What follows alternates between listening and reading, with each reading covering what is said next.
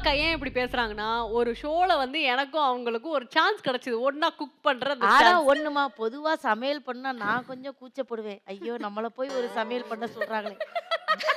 நானே கூச்சப்படாம அன்னைக்கு வந்து, ஆஹா! நம்ம ஒரு பெரிய ஆள் தான் அப்படின்னு நெனச்சேன்ல. நீ அப்ப உங்களே என் பெரிய ஆளா நெனைக்க வச்சிருக்கிறேன் நானு. ஆமாமா. அந்த பெருமை உண்மையிலே எனக்கே சொல்றேன். எனக்கு தான் சேரும்.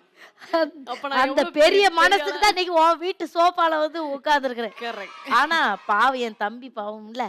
என்ன என்ன நான் அப்படி என்னையே நெறைய பேர் பண்ணிட்டேன்னு சொல்லுவாங்க, "பாவம் உன் வீட்டுக்காரர் பாவம்" அப்படின்னு சொல்லுவாங்க.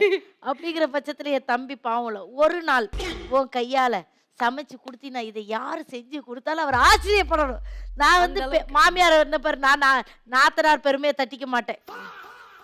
சரி, உன் வீட்டுக்கு வந்திருக்கோம்ல, உன் வீட்டுக்காருக்கு என்னலாம் நீ சமைச்சு குடுத்துருக்க? அக்கா நெறைய சமைச்சு குடுத்துருக்கேன்க்கா. என்னலாம் சமைச்சு குடுத்துருக்க? சொல்லு தங்கம். சுடு தண்ணி கன்ஃபார்ம். கிரீன் டீ, சுடு தண்ணி. ஓகே. அப்புறம் வந்து தயிர் சாதம் கன்ஃபார்மா சமைச்சு குடுத்துருக்கேன். இதுமா இத சொல்றதுக்கு உனக்கு கொஞ்சம் இப்பதான் சொன்னேன். அத நீயே ஏம்மா வெந்நீர் வைக்கிறதுக்கு இப்போ ஒரு மிஷினே வந்துட்டு சுவிட்ச போட்டா அந்த அதுவே மிஷின்ல தான் நான் சமைச்சு குடுத்துருக்கேன்.